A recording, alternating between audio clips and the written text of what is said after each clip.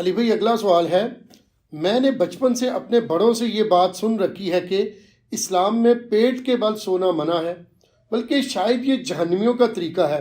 اس حوالے سے اگر کوئی آیت یا صحیح حدیث ہو تو پلیز ضرور بیان کریں۔ دیکھیں جی، بڑے بزرگوں سے جو کچھ آپ نے بچپن سے سن رکھا ہے سب کچھ ہی غلط نہیں ہے، کچھ ٹھیک بھی ہے۔ ظاہر ہے ان کو ہر بات ہی تو غلط نہیں بتائی گئی تھی، صحیح باتیں بھی بتائی گئی تھی۔ تو انہی صحیح باتوں میں سے ایک یہ بات بھی ہے کہ پیٹ کے بل سونا گناہ ہے، اللہ کی نافرمانی ہے۔ سنن نبی داؤد میں حدیث ہے، ایک صحابی تھے اصحاب صفہ میں سے، سیدنا قیس غفاری، وہ کہتے ہیں کہ میں مسجد نبوی میں لیٹا ہوا تھا، پیٹ کے بل میرے سینے میں تکلیف تھی تو اس کی وجہ سے میں پیٹ کے بل لیٹا ہوا تھا، تو ایک شخص آیا اور اس نے میرے پاؤں پہ آ کے اپنے پاؤں سے ہلکی سی ٹھوکر ماری متوجہ کرنے کے لیے، اور کہا کہ پیٹ کے بل مت لیٹو، یہ اللہ کی نافرمانی ہے۔ تو وہ کہتے ہیں میں نے جب مڑ کے دیکھا تو وہ اللہ کے نبی علیہ السلام تھے۔ تو اس سے جو لیٹا ہوا شخص ہے اس کو اٹھانے کا طریقہ بھی پتہ چل گیا کہ آپ اس کے پاؤں پہ پاؤں، ویسے بھی کوئی سویا ہوا شخص زمین پہ سویا اور آپ آ کے، یہ نہیں ہے کہ اس کے پاؤں کو یوں ہلائیں گے، ٹھیک ہے، اس کو آپ پاؤں سے زور سے بھی نہیں مارنا، یہ نہ ہو کہ اکرام مسلم کر دے آپ کا اٹھتے ہی، آرام سے اسے پاؤں سے پاؤں ہلائیں اور اس کو یوں اٹھائیں۔ اسی کو سپورٹیو ایک اور حدیث ہے، اس میں تو الفاظ ہے نافرمانی۔ سنن ابن ماجہ میں ایک حدیث ہے، حضرت ابو ذر غفاری کہتے ہیں کہ میں ایک دفعہ پیٹ کے بل لیٹا ہوا تھا تو ایک شخص آیا اور اس نے اپنے پاؤں سے میرے پاؤں پہ ہلکی سی ٹھوکر لگائی اور مجھے کہا کہ اٹھ جاؤ، یہ جہنمیوں کا طریقہ ہے۔ تو کہتے ہیں میں نے پلٹ کے دیکھا تو وہ اللہ کے نبی علیہ السلام تھے۔ تو ان دونوں حدیث سے پتہ چلا کہ یہ جہنمیوں کا طریقہ بھی ہے اور گناہ بھی ہے۔ جہنمیوں کا طریقہ اس اعتبار سے بھی ہے کہ انہیں اوندھا منہ کر کے جہنم میں ڈالا جائے گا، اس اعتبار سے بھی ہے کہ جہنمیوں کو جب یعنی جہنم میں مار پیٹ کی جائے گی تو جس طرح یہاں پہ بھی آپ دیکھتے ہیں نا کہ تھانے میں بھی الٹا لٹا کے پیٹ کے بل ان کی پٹائی کرتے ہیں، تو جہنمیوں کو بھی الٹا پیٹ کے بل لٹا کے ان کی پٹائی کی جائے گی۔ وَلِعَاذُ بِاللَّهِ تَعَالَى اللہم لا تجعلنا منہم اللہم اجرنا من النار اللہم انی اعوذ بک من عذاب جہنم آمین۔ تو اس اعتبار سے اسے جہنمیوں کا بھی طریقہ کہا گیا، اور اللہ کی نافرمانی تو بہرحال اس کے اندر ہے ہی ہے۔ باقی کئی ایک چیزیں ہیں جن کے اوپر ریسٹرکشن ہے شریعت میں۔ اس حوالے سے ایک اور سوال بھی پوچھا جاتا ہے، وہ کہتے ہیں نہیں، صحیح مسلم میں ایک حدیث ہے کہ نبی علیہ السلام نے کہا کہ کوئی شخص زمین پہ ایسا چت نہ لیٹے کہ اس نے ایک ٹانگ کے اوپر دوسری ٹانگ رکھی ہوئی ہو۔ حالانکہ ہم میں سے اکثر لوگ ایسے لیٹ جاتے ہیں کہ سیدھا لیٹے اور ٹانگ پہ ٹانگ رکھی، ریلیکس ہو جاتا ہے نا بندہ تھوڑا سا۔ تو مسلم شریف میں حدیث ہے کہ اس طرح لیٹنے سے نبی علیہ السلام نے منع فرمایا۔ اگلے دن بھی ایک بھائی نے مجھ سے رابطہ کیا اور انہوں نے کہا کہ میں نے مشکات میں بھی یہ حدیث پڑھ لی ہے، تو پھر میں نے ان کو بتایا یہ حدیث جو ہے یہ منسوخ ہے یا کسی اسپیسیفک کنڈیشن کے لیے، کیونکہ بخاری اور مسلم دونوں میں حدیث ہے کہ نبی صلی اللہ علیہ وآلہ وسلم کو ایک صحابی کہتے ہیں میں نے اس حال میں لیٹے ہوئے دیکھا کہ آپ علیہ السلام نے چت لیٹے ہوئے تھے اور اپنی دائیں ٹانگ اپنی بائیں ٹانگ کے اوپر یوں رکھی ہوئی تھی۔ اچھا، امام مسلم نے بڑی پیاری ترتیب لگائی ہے، یہ جو منع فرمانے والی حدیث ہے نا وہ پہلے لے کے آئے ہیں، اور پھر خود جو حضور کا عمل یہی والا تھا وہ حدیث بعد میں لے کے آئے ہیں، تاکہ ناسخ و منسوخ پتہ چل دے۔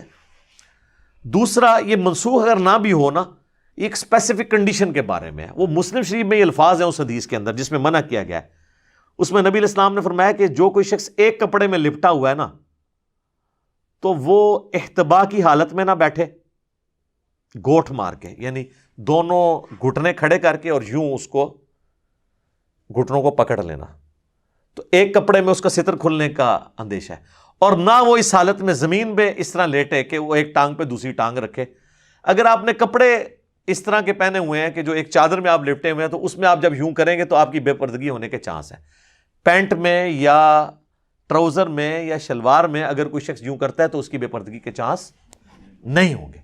تو یہ اسپیسیفکلی اس چیز کے بارے میں ہے۔ آپ دیکھیں اس لیول تک ڈیٹیل چیزیں بتائی گئی ہیں۔ سنن نبی داؤد میں حدیث ہے، نبی علیہ السلام نے فرمایا اگر تم میں سے کوئی کسی سایہ دار چیز کے نیچے بیٹھا ہے نا اور تھوڑی دیر بعد وہاں پہ دھوپ آ گئی ہے تو وہاں سے اٹھ جاؤ، آدھی دھوپ اور آدھے چھاؤں میں مت بیٹھو۔ سائنٹیفکلی بھی یہ چیز ظاہر ہے وہ ایک تھرمل ڈفرنس تو ٹیمپریچر کا کریٹ ہو جائے گا نا. یا مکمل دھوپ میں آگے بیٹھو یا مکمل چھاؤں میں بیٹھو, درمیان میں نہ بیٹھو. اسی طریقے سے ابو داؤد میں حدیث ہے کہ کوئی شخص کسی ایسی چھت کے اوپر نہ سوئے جس کے گرد پردے نہ لگے ہوئے ہوں. رات کو کوئی بندہ نیند میں اٹھے تو گر سکتا ہے. بعض لوگوں کو سوتے ہوئے چلنے کی بھی عادت ہوتی ہے. سوتے ہوئے چلنے کی عادت نہ بھی ہو, بعض اوقات ہمارے ساتھ عام حالت میں بھی ہوتا ہے کہ ہم جب صبح اٹھتے ہیں کئی بار پوری یعنی وہ بوٹ نہیں ہوا ہوتا دماغ, آپ کو اپنے گھر میں بھی نہیں پتہ چل رہا ہوتا میں کون سے کمرے میں آج سویا ہوا ہوں, تو کسی اور طرف چلا جاتا ہے. اور کئی لوگ سیڑھیوں سے اپنی گر گئے ہیں, گئے باتھ روم تھے لیکن وہ دوسرے راستے پہ سیڑھیوں سے نیچے جا کے گر گئے ہیں, نہیں پتہ چلا ان کو. ہو جاتا ہے ایسے.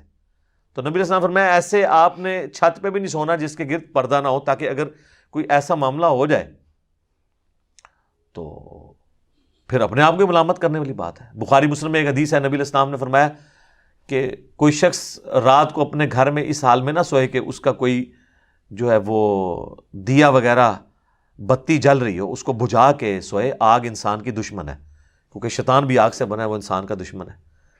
اور اسی حدیث میں موجود ہے کہ مدینہ شریف میں ایک گھر تھا جو رات کو یہ دیا جلاتے ہوئے سو گئے, تو رات کے وقت چوہا آیا تو وہ بتی کو لے گیا اپنے ساتھ, اور پورے گھر کو آگ لگ گئی. کیونکہ وہ تیل ہوتا تھا, مٹی کا تیل تو ہوتا نہیں تھا, وہ تو چوہا تو ظاہر پیے تو مر جائے. اس زمانے میں تو کھانے والا تیل ہی جلانے کے لیے بھی استعمال ہوتا تھا. امیر لوگ زیتون استعمال کرتے تھے, غریب لوگ اور تیل استعمال کر لیتے تھے. وہ تیل بیک وقت کھانے کے لیے ہنڈیا میں بھی استعمال ہوتا تھا اور آگ جلانے کے لیے بھی. تیل تو بعد میں دریافت ہوا ہے, پہلے تو یہ مٹی اور زمین کا پٹرول تو نہیں تھا نا, ٹھیک ہے نا. یہ تو اللہ نے دنیا بقدر ایفرٹ رکھی ہے, ورنہ کسی بزرگ نے جب نگاہ مارتے تھے ساتوں زمینیں کراس کرتی تھی تو تیل بھی کراس نہ ہوتا. یہ تو سر ایڈون نے پنسلوینیا میں تیل کا کنواں جو ہے 18ویں صدی کے اندر آ کے, بلکہ 1800 کچھ کے اندر آ کے دریافت کی ہے. وہ بھی حادثاتی طور پہ, وہ تیل کا پہلا کنواں ابھی بھی موجود ہے 19ویں میں ہی آ کے آپ سمجھ لیں 1800 کچھ کے اندر. تو وہ یہ تیل ڈیفرنٹ ہے جو آج کل ہم لالٹین میں کبھی استعمال کر لیں یا کوئی چلانے کے لیے. تو نبی علیہ السلام نے وہ بھی منع فرما دیا, اور آج بھی آپ دیکھ لیں اس کی ماڈرن فارم.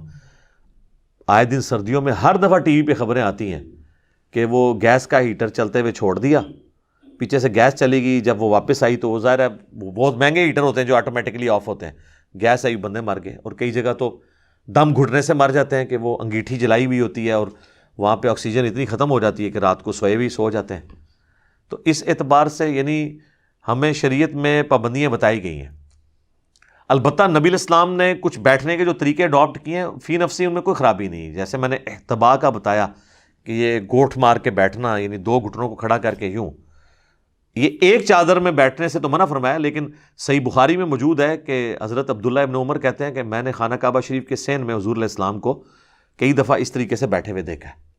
یہ سنت ہے بیٹھنا, لیکن خطبے جمعہ میں نہیں بیٹھ سکتے. وہ ابو داؤد میں حدیث ہے کہ کوئی شخص خطبے جمعے کی تقریر کے دوران احتبا کی حالت میں نہ بیٹھے, کیونکہ یہ ریلیکس کرنے والی پوزیشن ہے, آپ کو نیند آ جائے گی. تو آپ نے اٹینٹو ہو کے بیٹھنا, یا دوزانوں بیٹھیں یا آلتی پالتی جسے ہم چوکڑی کہتے ہیں مار کے بیٹھنا, آلتی پالتی بیٹھنا, 4 زانوں بھی اسے کہتے ہیں. وہ بھی حدیث ہے ابو داؤد کے اندر, ترمذی کے اندر, کہ نبی علیہ السلام فجر کے بعد مسجد میں ہی آلتی پالتی یعنی 4 زانوں بیٹھتے تھے یہاں تک کہ سورج خوب بلند ہوتا, پھر آپ گھر واپس آتے. تو اس اعتبار سے بھی بیٹھنا سنت ہے. یہ تمام طریقے سنت ہے. بہرحال اس بات کی طرف واپس آئیں کہ پیٹ کے بل لیٹنا یہ گناہ بھی ہے, حرام بھی ہے, اور جہنمیوں کا طریقہ بھی ہے. یہ بات آپ نے جو سنی تھی وہ بالکل ٹھیک ہے, لہٰذا اس معاملے میں احتیاط کرنے کی ضرورت ہے. ٹھیک ہو گیا جی.